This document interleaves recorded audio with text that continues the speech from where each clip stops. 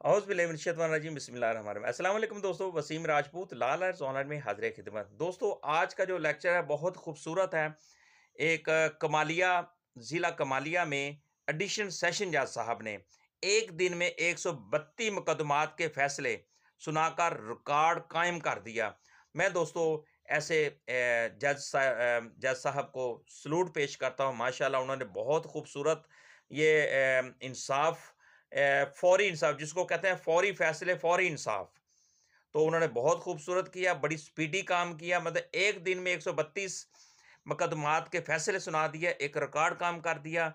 मेरी दुआ है कि इस तरह के बाकी जो जजेस हज़रात भी हैं, बाकी जो कोर्ट्स भी हैं, उनको भी अल्लाह ताला हिदायत दे, वो भी जल्दी इस तरह, क्योंकि मोस्टली हमारे माशरे के अंदर जो अदालतों के अंदर जो होता है कि जब भी कोई डेट ली जाती है, केस को कहा जाता है जनाब रिक्वेस्ट की जाती है, तो वहाँ पे एक ही वर्ड हम सुनने में आता है कि जी गुंजाइश नहीं है, बहुत रश है, बहुत ज़्यादा केस हैं, कहाँ जाएँ?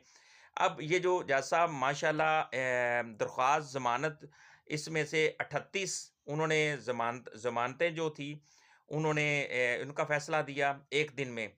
दरख्वास्त अंदराज मुकदमा 13 थे, उनका फ़ैसला किया। हरासमेंट 3 थी, फ़ैसला किया। कत्ल केस 2 थे, उनका भी फ़ैसला किया। दीगर सेशन केसेस जो थे 14 के करीब थे और मनशियात केसेस 4 थे और दीवानी अपील 35 थी। टोटल 200 बनते हैं 132। मैं दोस्तों इसमें एडिशन ये कामयाबी के बाद जो कमालिया बार के लिए एक वैसे फ़ख्र है कि अवाम के लिए फ़ौरी इंसाफ की उम्मीद है।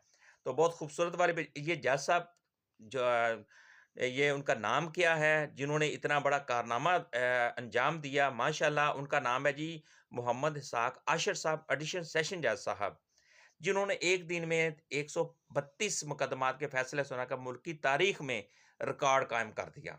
मैं दोस्तों एज ए लॉयर उनकी ऐसी एफर्ट का खूबसूरत एफर्ट का बहुत खूबसूरत उन्होंने जो फैसला जात दिए हैं, मैं जनाब उनको सलूट पेश करता हूँ। माशाल्लाह उन्होंने बहुत खूबसूरत ये काम किया, बहुत उम्दा किया। इसको कहते हैं फौरी इंसाफ। इसमें कोई नहीं। अब इसमें उनके साथ बार ने भी उसकी मदद की, उनके साथ चली, उनके शाना बशाना चले।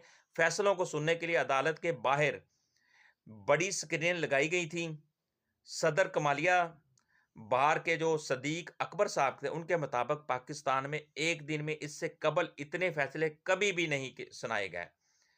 कत्ल, मंशियात, फैमिली, ज़मानतें और दीगर केसेस के फैसले सुनाए गए। वकला में और अदालत में तय पाया था कि कोई वकील आज अगली तारीख नहीं लेगा। यानी बार और बेंच दोनों एक हैं, दोनों का चोली दामन का साथ है। अगर दोनों आपस में म्यूचुअल अंडरस्टैंडिंग से काम करें तो बहुत जल्दी फैसले होंगे, बहुत जल्दी इंसाफ मिलेगा। तो लिहाजा बार और बेंच एक गाड़ी का पहिया है। अगर ये इनका आपस में यूनिटी हो जाए और ये सही तरीके से चलें तो फैसले दोस्तों ये जो 40-40 साल पुराने केसेस हैं वो भी फैसले हो जाते हैं। तारीखी दिन है जो है कमालिया में पहली बार डीएनए सिस्टम के तहत फौरी फैसले किए गए। बहुत खूबसूरत फैसला गया। और दोस्तों एक चीज़ मैं बताऊं, मेरे पास एक केस चल रहा है 1997 का चल रहा है। अब देख लें उसको कितने साल हो गए हैं। 2025 ये 3 उसमें डाल दे, तकरीबन कोई 28 साल हो गए उस केस को चलते। अभी तक फैसला ही नहीं, इनिशियल स्टेज पे पड़ा हुआ है, कोई फैसला नहीं हो रहा। क्यों? नंबर एक तो हमारे जो बार और बेंच अगर एक दूसरे का साथ दें फैसले बड़ी जल्दी हो जाएंगे। जिस तरीके से ये हमारे एडिशन सेशन जज साहब मोहम्मद इसहाक आशिर साहब ने बहुत खूबसूरत 132 एक दिन में कर दिए, इसी तरह सभी जजेस इस नक्शे कदम पर साहब मोहम्मद इसहाक आशिर साहब के नक्शे कदम पर चल पड़ें तो वो दिन दूर नहीं है कि फौरी इंसाफ ना हो। फौरी इंसाफ की उम्मीद उजागर होगी, उम्मीद की किरण जाग जाएगी इंशाल्लाह। इस तरह मेरी सब जो मेरे जजेस भाई हैं, मेरी जजेस बहनें हैं, मैं सबसे रिक्वेस्ट करता हूँ कि वो भी हमारे जो जज साहब हैं मोहम्मद आशिर साहब, उनके नक्शे कदम पर चलें। और बार को बेंच को इकट्ठे चलना चाहिए ताकि फ़ैसलों की बहुत जल्द सुनवाई हो सके, समाअत हो सके और फ़ैसले हो सकें। मुझे अपनी दुआ में याद रखिएगा, जहाँ रहें सलामत रखें।